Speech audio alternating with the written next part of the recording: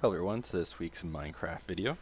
I'm going to go over some of the things I'm seeing on our survival games world that we're starting to work on. I'm going to talk about a little bit about these borders and walls and stuff that we're probably going to need to change a little bit so that everybody can run around the game world when it's completed.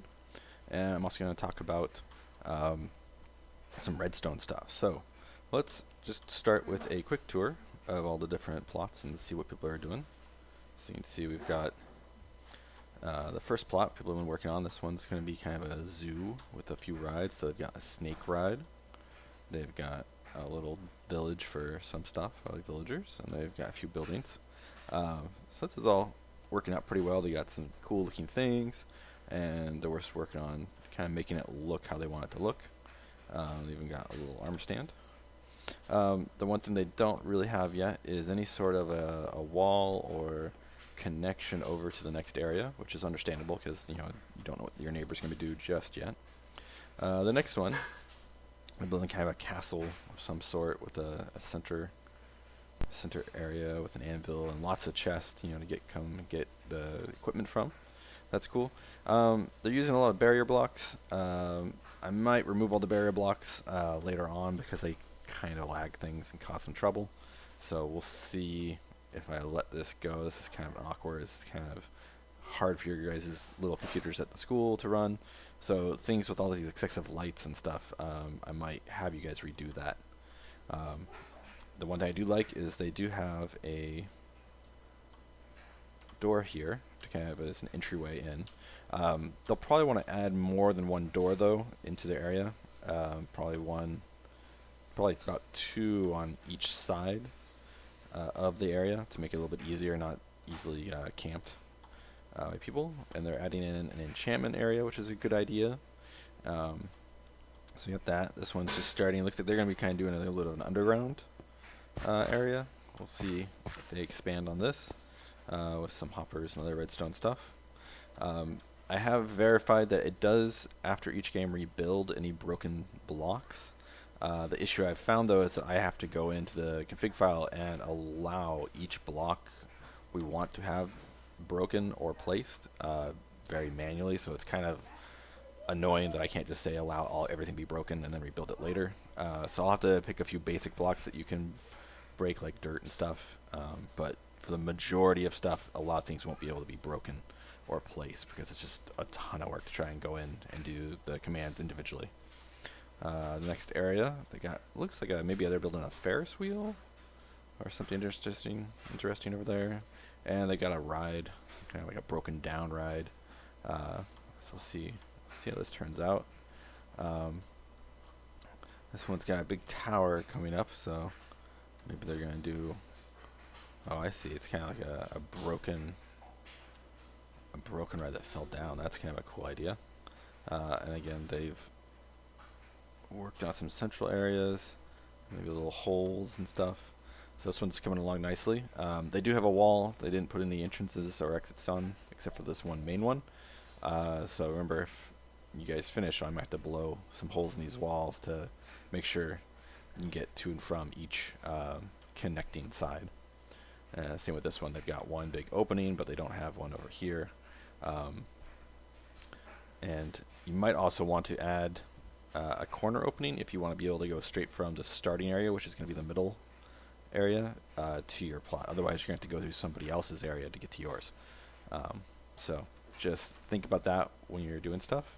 And if you want to add things like maybe you want to connect to the underground area to make like kind of a hidden pathway underground, you just need to talk to your neighbors and let them know, hey, I want to build a thing. It's going to be over here. You guys can figure out where you guys want to make the exit on your side.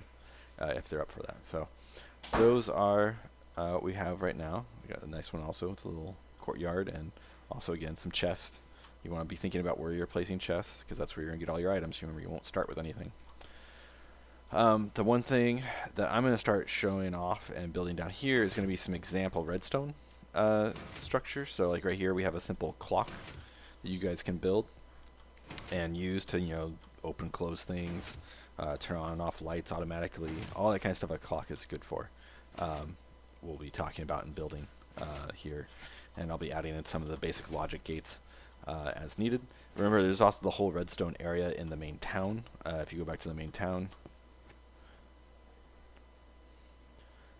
I built this entire redstone training facility in the main town, just over behind the green area. So you have lessons on wiring. So you have all the wiring examples for advanced wiring. How do things work? What does it mean? I think I have tutorial videos on the YouTube page too. You can go back and look at. And then we have our simple logic gates and how they work. I would definitely suggest watching the video on how these work, because it's not as easy to understand. You can come in and flip some switches and see what happens when you play around with some of these gates. And these are all just the building blocks to computers, which is really cool that Minecraft kind of supports some really basic electrical engineering concepts and logic. So this is all this the really beginner stuff, and then when you come down here, we get to some more advanced stuff, talking about generating power off of chests, so you can see how full something is. Using the comparators, which are much more advanced, and how they work are all examples right here you can take a look at. Hoppers and clocks. Hoppers work kind of like a chest. You can generate power from them. And then here's the example of the clock yet again. And then something really complicated is this automated sorter, where you can use a single chest and then have it just dump all your stuff into it, and then this setup would sort it out into individual chests based on what you're sorting for. So it's pretty cool stuff. If you want to talk about it or ask me questions, feel free to ask me during class time or an email. So those are some of the things we're going to be working on, especially because I'd like to see some traps and other stuff set up. I've got a pretty cool little trap here set up that will do kind of like a hidden pit. So it looks like there's a normal floor, and then it comes and pulls down and will drop them into some lava or pits or whatever else you have. It's a very big build. It's not as complicated as you think. A lot of this is just to push the power around, but it does take a little while and some practice to get it working. So, all right, that is everything I've been working on this week to get us ready for more Survival World stuff. I do believe we have a few students that have not started on any of these areas, and we do have one area left to assign. So if you are in class next week and you don't have a group you're working with, come talk to me, and I'll try and get you guys all working together in this last plot so that everybody's going to be working on things.